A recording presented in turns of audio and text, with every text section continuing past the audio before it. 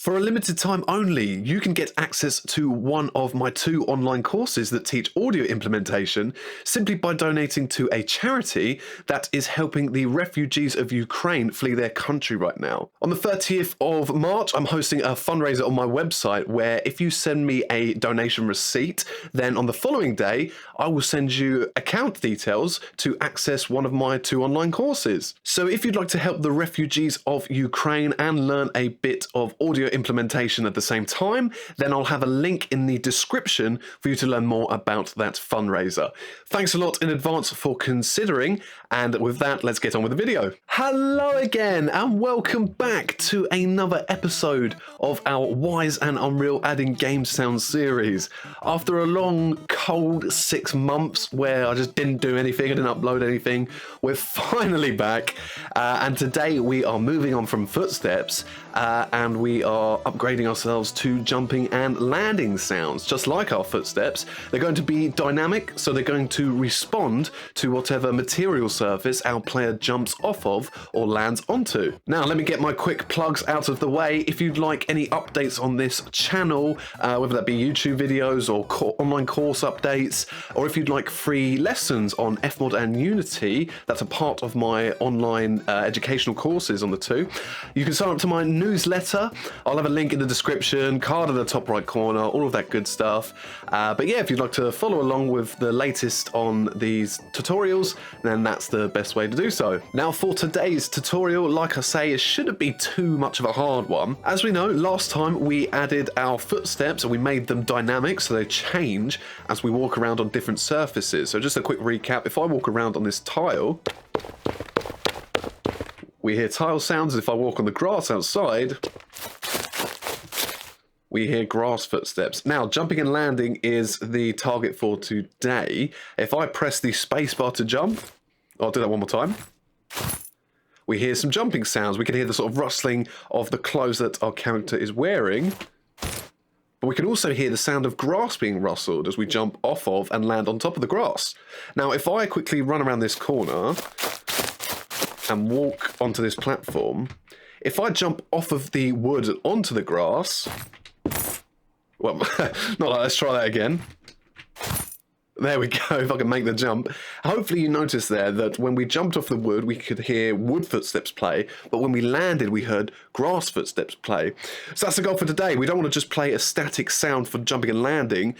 We want to make things dynamic so that the character responds to the surfaces that we're jumping off of and landing on top of. Okay, so that's the goal. Let's leave Unreal rather, and jump into Wise. Now for this lesson, I've gone ahead and basically done everything. I'm hoping now that we've done a few tutorials already that you'll be able to set a lot of the basic stuff up. For example, creating basic containers, events in Wise, importing the events over into Unreal and so on. But I'm going to run through everything step by step just in case you're not familiar with those steps. Now compared to your project, you should notice that I've got 2 new containers. I've got one called jumping and one called landing. So what I've done is off screen I've created these.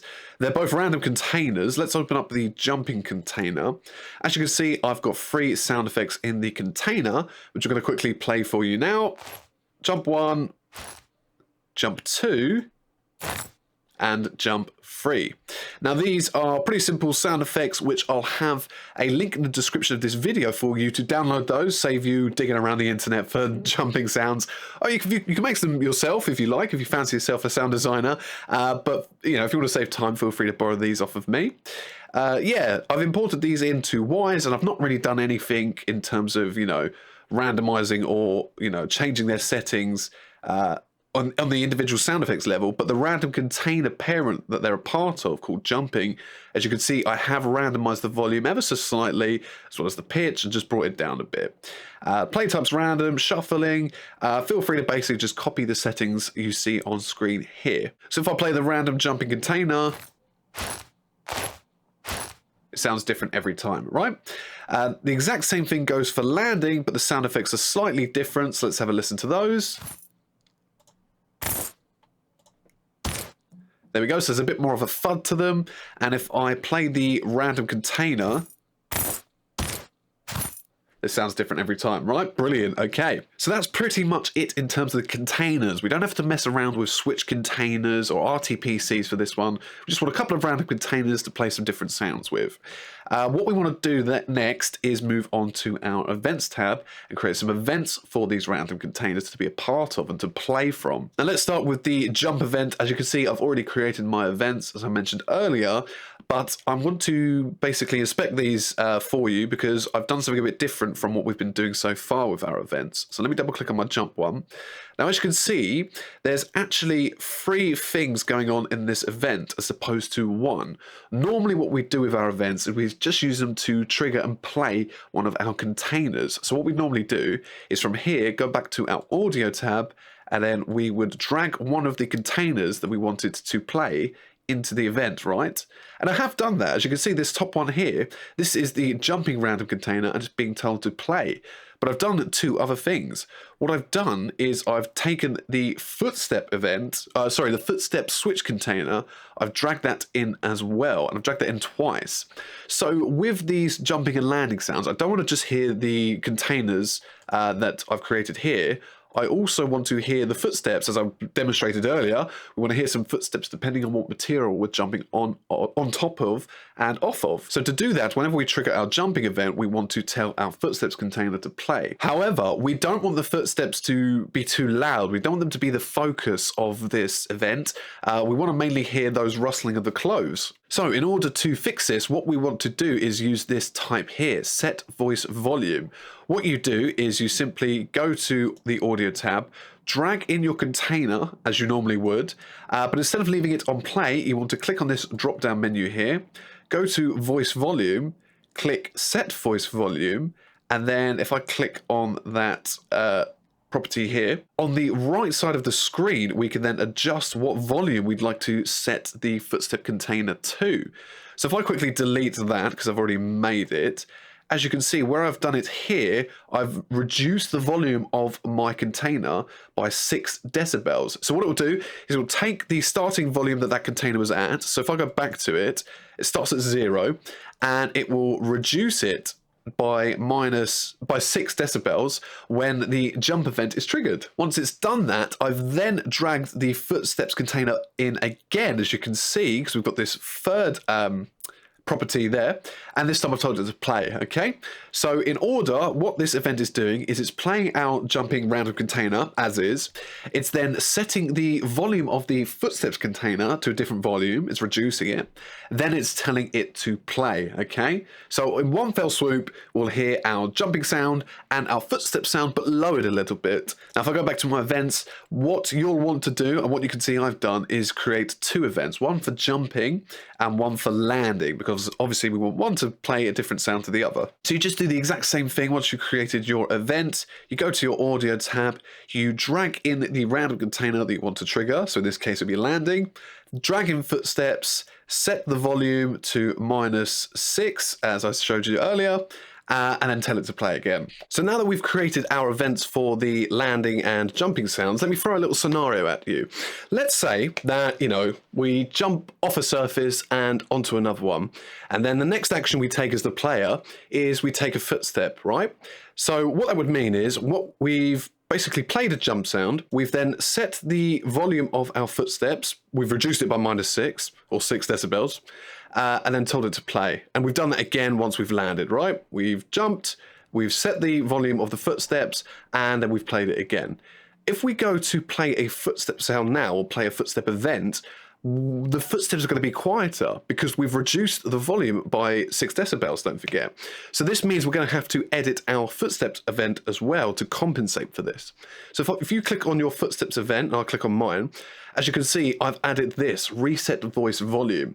What this does is basically resets the volume of the container back to its original value that you set it in your audio tab. So as we mentioned earlier, the original value is 0. So those footsteps are now going to be set back to 0. So to do this, all you want to do is again go back to your audio tab, drag the switch container into your event, And this time you want to change the type from play to voice volume, reset voice volume. Another important thing to do is to make sure that it's on top. We don't want to play the sound and then change the volume back to 0. Otherwise, it's still going to be too quiet. We want to make sure that that happens first. So to reorder them, simply click and drag around until they're in the correct order. Now, if you like, on the right, you can add time delays and stuff. You can change the fade out curve, blah, blah, blah, blah, blah. We don't really need to do that. We want this change to happen instantly. So just leave those as their default settings. Now, if you'd like to learn more about what all these different actions do within Wwise events, I'll have a link in the description to this page. This is on the Audiokinetic website. It's documentation basically telling you all the different actions you can do. And for example, we can come down to voice volume and you can see you've got the different options that we've just explored. Set voice volume, reset voice volume, and a third one called reset voice volume all. So if I wanted to learn more about set voice volume, I'd simply click on it, and not only does it tell me what it does at the top here, but it also tells me how to use it, as well as all the different variables we can change, as I mentioned, such as delay, fade time, and the fade curve, etc. Great, so now that you've created your events and your audio containers, let's make sure we save our default work unit in both scenarios. Let's press F7 to go to our Soundbanks page. Let's click on our main sound bank, and we just want to make sure that those new events, in fact, as well as the new Footsteps event, have all been updated basically into the bank. So just make sure you click on the event, drag it into main, and that it's in the hierarchy down here. Once you've done that, click generate all at the top, give it a second. Yep, everything looks good, Soundbank's complete. Close that. Hit Control S or Command S to save Wwise, and that's pretty much it. We're sorted. So now let's jump into Unreal and get those sounds to play. Now, as always, the first thing you want to do is to add those events into the contents folder. We've done this a couple of times, so if you're not sure what to do here, there'll be a link in the description or a card in the top right corner for you to follow one of those old videos.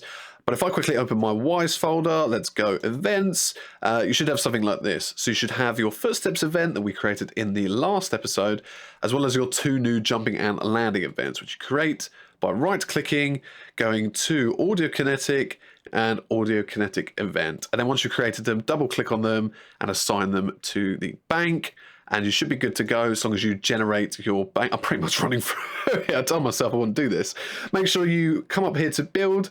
Where is it? Generate sound data and build banks as well. So generate the sound data, go back to the Wwise folder, open banks, main bank, and right click, refresh all banks or generate selected sound banks. Do all that and you should be good to go. Great, so we've got those sounds into Unreal. The next step is to trigger them, tell them to play. And to do that, we're going to basically do the same thing we've been doing in the last episodes, is we're going to trigger them off of the animation of our character jumping in the air and landing on the ground. So let's go into our content folder. Let's click on Teachers Marketplace. Let's see if I can remember. Assets, yeah, character again, animations. There we go. Took me a second. Yeah, so here we go. What we want to do is add them to jumping and landing animations. There's quite a few. To be honest, if you want to find it here, you can. I'm just going to click on any old random animation. There you go. That looks like a jumping animation. That opens it up. But we can just jump through the animations down here in the Assets browser window in the bottom right corner. In fact, let me quickly move my camera. There you go. So it's this window in the bottom right corner. If you've moved yours, it'll be somewhere different. But yeah, basically what we're going to do is go through these animations, find anywhere where our character is jumping, and we want to add notifiers to the animation. As we know from previous episodes, we can use these notifiers to trigger behavior, in our case, trigger sounds. So, for example, if I click on jump, run, end, or jump, run, start, here we go, jump, run, start. Let's also pause the animation so it doesn't blind us. So as you can see, I've created a notifier here called jump, run, start. As we know, we can right click, add notify, we can create new ones, or we can search old notifiers. So what you want to do is basically go through, like I say, go through any animation where you see the player jumping in the air, or they're called a jump, and add a notifier to it. I think I've got one in jump, run, start, and another one. Let me see if I can find it. I think it's jump, up, start. Yes, there we go. So there's another instance of where our character jumps. The difference is this animation is for when the character isn't running or moving, and the other one we just looked at is for when they are moving. So there's going to be a few animations that you'll want to add these notifiers to, because there's going to be different scenarios in which the character's going to jump. So make sure you cover as many as you possibly can. And don't forget to do the same for landing. So obviously, like I say, this one is for jumping. So I've added a notifier at the moment that the character springs off of the ground. But he doesn't land in this animation, right? So if I now go to jump up end, there we go. You can see I've added a land notifier. So if I scroll along the animation, you can see just as the player's feet touch the ground, I've added that notifier because that's where we want the sound to play. And I think I've also done that in jump run end as well. Yes, there's another one there. Next, you want to hit Control S or Command S on your keyboard to save, and you'll want to go over to the blueprint section. Hold on, I'm going to have to move my camera again. There we go. Okay, so go up to the top right corner and click on blueprints, as this is where the magic happens. Now, as you can see, I've already set up the blueprints here, so I'm going to run you through what I've done. They're actually not too bad compared to what we've done in previous episodes, so yeah, it should be pretty simple. Now, to start off, they're both identical. So this is what we did in the last episode, or this is the sort of part of the blueprint we edited. It's the part that plays our footsteps and does, makes them dynamic, makes them play and change depending on the material that we're jumping off of. These two here are very similar. This is what they're adding, the landing sound and the jumping sound. And they're both identical. So we're going to start with this top section here called landing sound. Now, just like with our footsteps, we want to start our blueprint with a notifier that's going to trigger all of the behavior to come. So to find your notifier, all you want to do is right click on an empty space, click add anim notify event, and you've got all your notifiers here. So let's say we're starting with the landing sounds. Find the notifier you created that you probably called land or landing sound, click on that, and that will create it. I've already got one, so I can't create it again. But yeah, this is where we want to start. Now, the next thing we want to do is basically check the ground surface to see what we're landing onto, find its material, and then set our switches in Wwise appropriately. Now, we've done this before. In fact, this is exactly what we did in the last episode. It's all here. So what we could do, one option, is to basically copy all of these nodes here, including these at the top here, and paste them into our new section of our blueprint and use the land notifier to trigger it all. But we're going to do something slightly different for the sake of organizing our blueprint. Today we're going to look at blueprint functions. Now, blueprint functions are basically, well, they're functions. You create one and it will, once triggered, perform a set of behavior or, a load of function that you'd like it to do. So what I've done is I've created a function called material check. Now, if I double click on material check, it opens up a new page in our blueprints. And as you might notice, all of this is identical. If I go back to my original blueprint, which, by the way, you can navigate between the two up here. So by double clicking on that function, I've opened up a new tab in the blueprint. If I want to go back to the main event graph where all my blueprints are held controlling the player's animation, just click on event graph and we're back here. But anyway, as I was mentioning, what you might have noticed is all the blueprints, all the nodes and all the actions you can see here are identical to what we created in our playing footstep part of our blueprint. Might look slightly different. There might be different colored lines, and obviously we've got this comment box in the background, but it's essentially the same stuff. We're using a line trace to fire a line down to the ground, find out what surface we're on, then we are changing a switch in Wwise, depending on what material we're on. So if we're on grass, we want to set the grass switch, and then we're playing our sound accordingly, as well as deciding whether or not we want to hear a running sound or a walking sound. Now for this, we don't need the walking or the running sound part. I think we're just going to be playing walking footsteps, but this first half is pretty much identical. Cool, so you might be asking, well, how do I create a function? They sound amazing, but you can't expect me to know how to make one. Well, don't worry, let me show you how. They're really easy and really helpful. Let's just quickly find some empty space. What you want to do, just like in the last episode where we or the one before that, where we created our own variables, in the bottom left corner, you'll want to create your own function under this tab here, functions. These are our variables, so it's just a bit above them. Your drop-down menu won't have anything. As you can see, this is the material check function that I've already created. So let me just quickly close that. To create your own function, simply click the Add Function button. And there we go, we've created a new function. And as you can see, it's opened up that new tab at the top, so we can navigate to the function and edit it. Let's quickly give it a name. I'm going to call it Material Check Extra, I guess. I'm so bad at naming my functions and variables, but there we go. Material check extra. Just call yours material check. It's really helpful to call your functions based on what you want them to do. Like I say, the point of this function is to fire that line trace and find out what material our player is on. So that's why material check works quite well. Simply by reading the name, we know what it does. And the first thing you'll see is this purple node. This is basically the start of your function. What we're going to do is draw lines off of it in order to do stuff. So we can draw a line off it, and we can type print string, and we can use the print string node, and then we can leave it as it is, hello.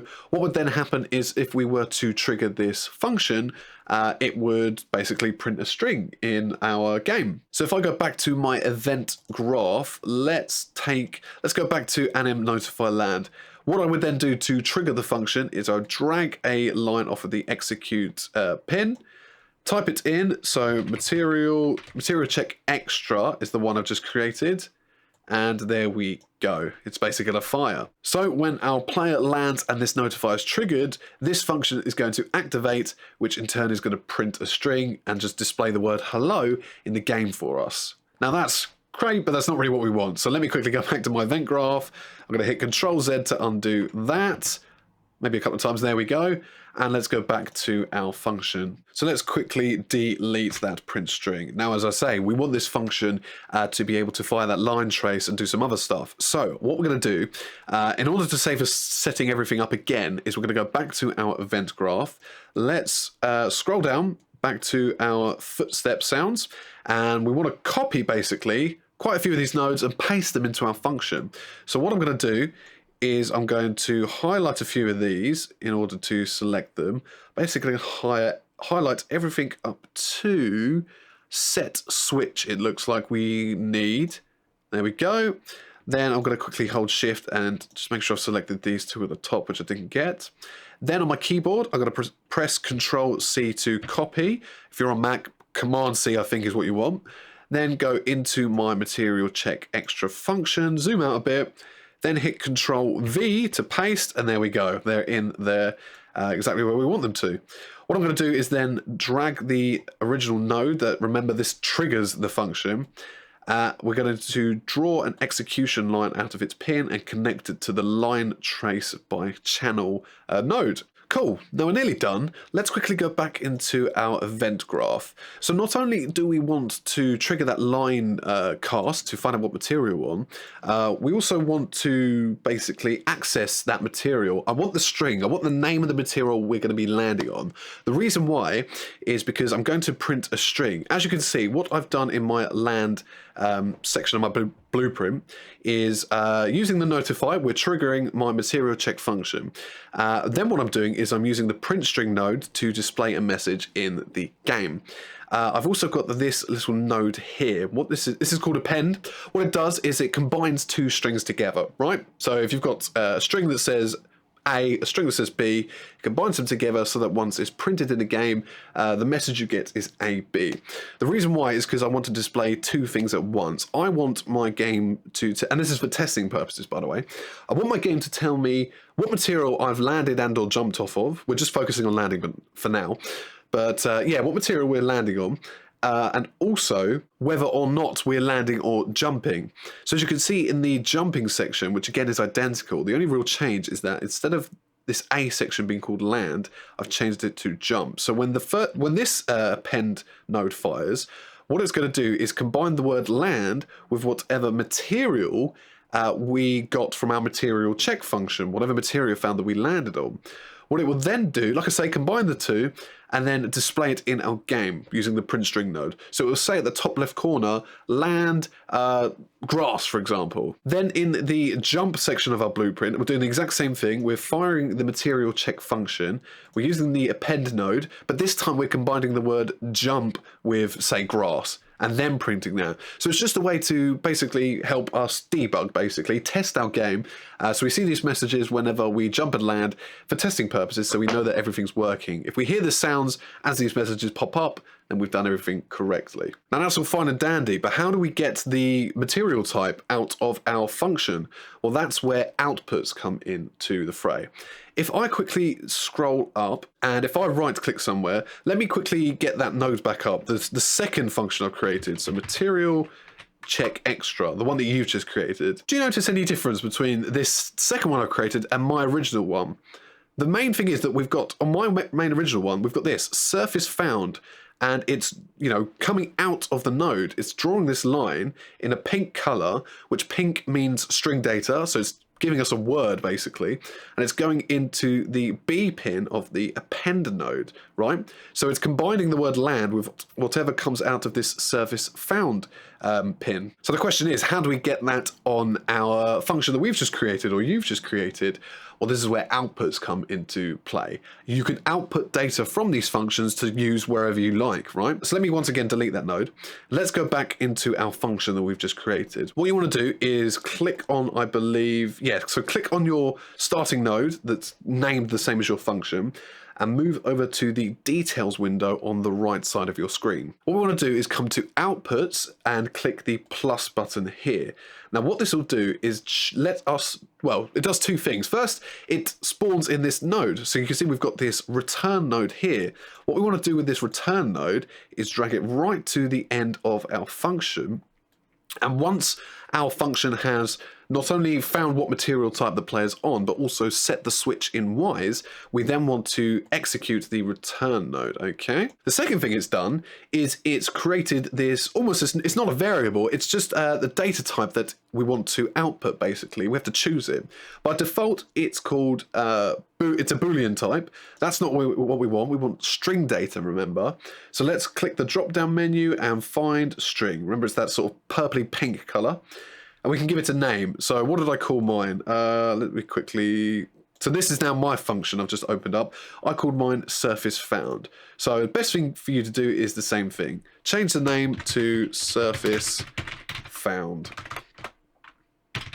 There we go. Now what we want to do is basically connect something to this pin. We want to give this return node string data so that it can then pass into the main part of our blueprint and into this append node here. So how do we do that? Well, if we move over to the left side of our screen, refresh our brain a bit, the line traced by channel node is what fires that invisible line and finds the material that we're on top of, and then finds out what material it is. So when it hits something, this blue line here comes all the way down to this get surface type node. Now I'm not going to go too much into detail about what's going on here, but basically it's finding out what material we're on, and using these two pins here, it's converting it into different data types for different reasons. So as you can see, print string up here needs it as a string. The set switch node for Wwise, I can't remember what data type this is. I think that's its own thing.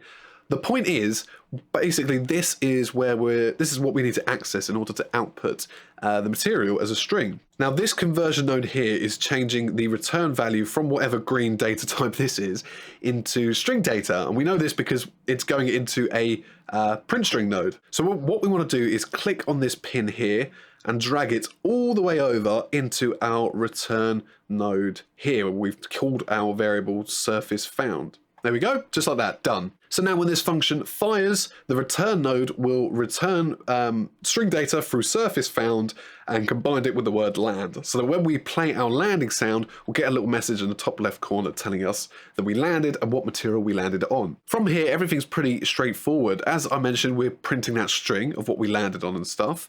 Then we want to tell the event to play. So we've done all the work beforehand, found the material, set the switch correctly. Now we just want to use the Wwise post event. So just right click, type post event, there you go, it pops up there. Connect your execute pins to it and make sure to set the correct event that you want to play. So in this case, we want the land event, okay?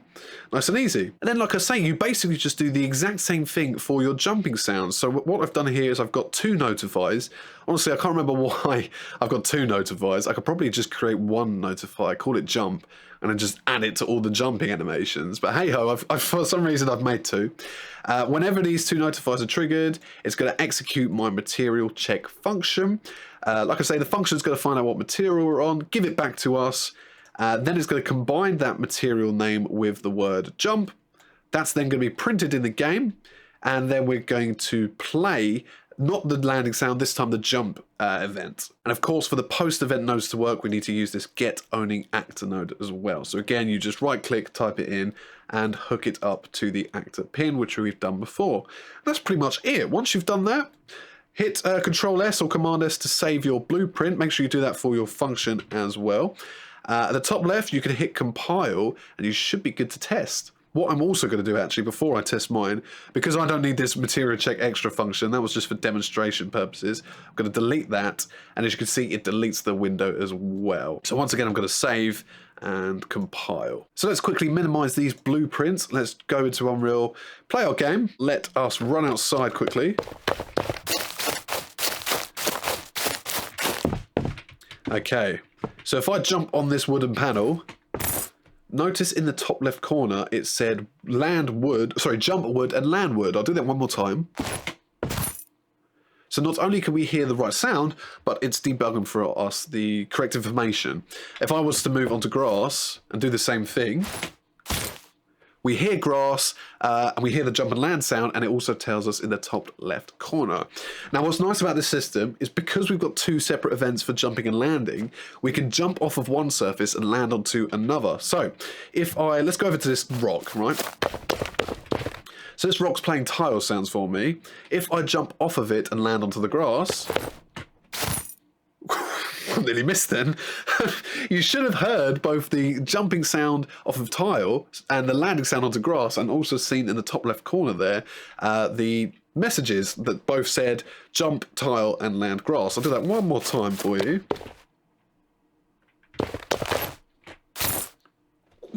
God, I did it again. But yeah, there you go. Everything's working correctly. Now, if you're feeling brave, what you could do is you can go back to your playing footsteps part of your blueprints, and you can actually replace a lot of it with that function we just created, because the material check function, as you just saw, we literally copy and pasted most of this into it, so it's doing the same thing. So what I'm going to do is I'm going to delete all of this. So let's highlight it, let's hit delete, then let's highlight this bit as well and hit delete. Then I'm going to right click, I'm going to search up my function, so material check. Then I'm going to use, remember from last time we used these set nodes to set the value of our walking running boolean variable. I'm going to drag these over to trigger my material check function, and in fact let's do ourselves a favor, let's bring them closer. There we go. And then let's also bring all of this closer as well. And then I'm going to connect my material check function into my branch node, which from here was then deciding whether or not we need to be walking or running. And there we go. We've just made that section of our blueprint a whole lot simpler. So let's also minimize this comment box, as it now doesn't need to be this wide. So you can see there how functions are really good for organization. I've reduced the size of my playing footsteps sound and, you know, made it simpler. If you wanted to, I suppose you could also, where we've duplicated, you know, these three nodes are pretty much similar. Oh, they're exactly the same. The only difference is this append node says land and this one says jump. If you wanted to, you could create a function for these three things as well, and maybe find a way to input data as well. So that's the one thing I didn't show you actually. If I go back to my function, let's click on my original node, material check. As well as outputs, we've got inputs. So in the same way, I can click new parameter, and just like where we outputted data from the function, we can input data as well. So there you can see it's created a parameter called new param. It's of the string data type. If I go to event graph, let's go back to my material check function. New parameters now appeared. So if I had some string data to put into it that I wanted to do something with, maybe change for whatever reason, I could do that here. So yeah, if you wanted to be clever, you could probably create your own function that takes the outputted surface found, inputs it into itself, And it basically does these 3 things. Then you could, again, minimize your blueprints even more. And then, yeah, it's just a really good way to make things nice and efficient and neat and tidy. What I'm going to do is quickly undo that new parameter. I don't actually want that. There we go. Like I say, what we've just done is, going back to my Footsteps blueprint, we've just replaced a big chunk of it with the material check function. So I'm going to quickly save that up here, click compile, go back into blueprints and test, into Unreal, test everything, make sure I haven't broken anything. If I run around, or walk around rather, yeah, I hear it all.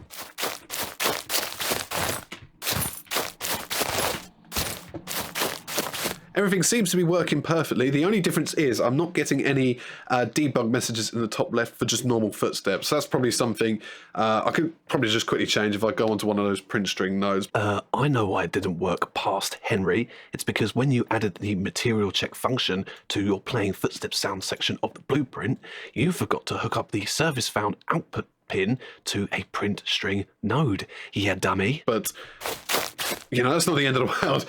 That's just for debugging, testing purposes, so I'll leave that as is. But yeah, as you can see, that works perfectly, and we've made our blueprints a whole lot simpler. So functions, well, they're brilliant. And with that, that is everything for this video. Thanks so much for watching. Thanks so much for waiting. I know I've had so many comments over the past 6 months asking me about stuff and helping for answers and showing support. I've just been honestly lazy. I'm really bad with self-discipline. I want to do more of these, and my plan is to do some more. Coming soon, I'll have some really exciting news for you guys about myself and the work I do, so keep an eye out for that. If you have any questions about how this all worked and the issues, put comments down below. Like I say, now that I'm back into these, I'm going to try and answer loads, so yeah, hopefully I can help you out. If you have any recommendations or things you'd like me to cover on this channel, anything to do with technical audio really, let me know. I might be able to do it in the future. But yeah, I think that's everything. So yeah, one final time, I've been Henry Scott. Thank you ever so much for watching, and I'll see you in the next one.